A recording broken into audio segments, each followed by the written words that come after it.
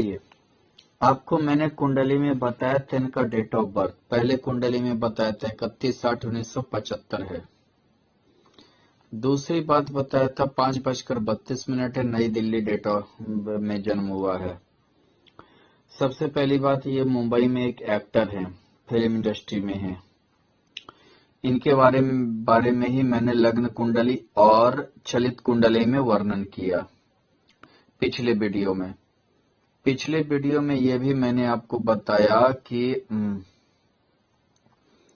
इनकी जो जन्म कुंडली है उसमें राजयोग भी है, और ये भी बताया कि फिल्म इंडस्ट्री में जाने के लिए बुध, शुक्र, सूर्य और पंचम भाव का अच्छा होना जरूरी है। पंचम भाव प्रेम का भाव होता है, प्रेम का भाव होता है, और मनोरंजन का भाव होता है, सिनेमा का भाव होता है, अचानक धन वगैरह का होता है।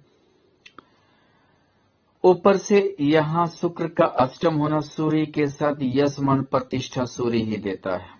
अब ये देखना, शुक्र अस्त तो नहीं है, क्योंकि सूर्य बुध वाणी का देवता जो उच्च का भागी भाव में है, और शुक्र बुध सूर्य यही और पंचम भाव इसी का रोल ज्यादा होता है। ये मैं बता चुका हूं। और इनके राजयोग के बारे में भी बताया। गुरु की दृष्टि, स्वगृह शनि की दृष्टि, स्वगृह मंगल की दृष्टि, स्वगृह सूर्य, स्वगृह होना बुध का उच्च होना। चलिए अब हम आपको बताते हैं इनके नावांश कुंडली के बारे में। उसके पहले आपको एक चीज बताया कि अगर हम देखें तो इनके चलित कुंडली में शुक्र सप्तम भाव आ गया, जो इन्हें आकर्षण ज्यादा दिया, आकर्षित बनाया। चंद्रमा शुक्र का राशि परिवर्तन योग, चंद्रमा का उच्च होना इन्हें मतलब कि जो है ज्यादा ये किया, आकर्षण दिया, फिल्म के प्रति आकर्षण दिया। पंचम भाव में उच्च का चंद्रमा होकर बुधादित्य योग बना। सूर्य स्वगृह है, गुरु स्वगृह है, यहाँ मंगल स्वगृह है, यानी चलित कुंडली और भी बलवान बनाया। चलिए अब हम इनके नावांश कुंडली को जानते हैं, नावांश कुंडली को देखें। यानी कि नावांश कुंडली में जो है दृष्टि नहीं देखी जाती है। केतु सप्तम भाव होकर है, और शुक्र देखिए द्वादश भाव होकर है। द्वादश भाव में शुक्र ज्यादा खुश होता है, ये ज्यादा नेम फेम देता है, यानी समझिए ज्यादा खर्चीला बनाता है, ज्यादा जो है शौकीन बनाता है। आदमी राजा समान जिंदगी जीना चाहता है, और केतु के कारण इनका पारिवारिक जो है दिक्कत पैदा होगी। केतु के कारण परिवार एक टेंशन बना हुआ रहेगा। अगर हम देखें वहां तो लग्न कुंडली में चंद्रमा जो है वो सप्तमी है, और यहाँ ये चतुर्थ भाव होकर बैठा है चंद्रमा।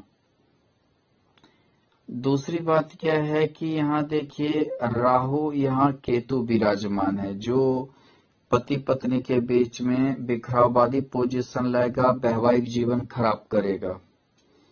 दूसरी बात अगर हम देखें तो सूर्य शनि का एक साथ होना द्वितीय भाव में, ये भी समझिए एक दूसरे से बात विवाद करवाएगा। अगर हम फिर से आते हैं यहाँ लग्न कुंडली की ओर, तो यहाँ शनि के कारण थोड़ा सा जो है निराशापन रहेगा पारिवारिक जिंदगी में।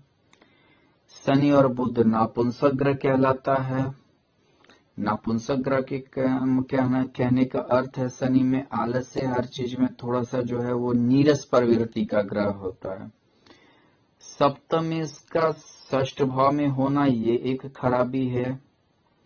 राहु की दृष्टि यहाँ होना सप्तम भाव में ये खराबी है, जो वैवाहिक जीवन के लिए है।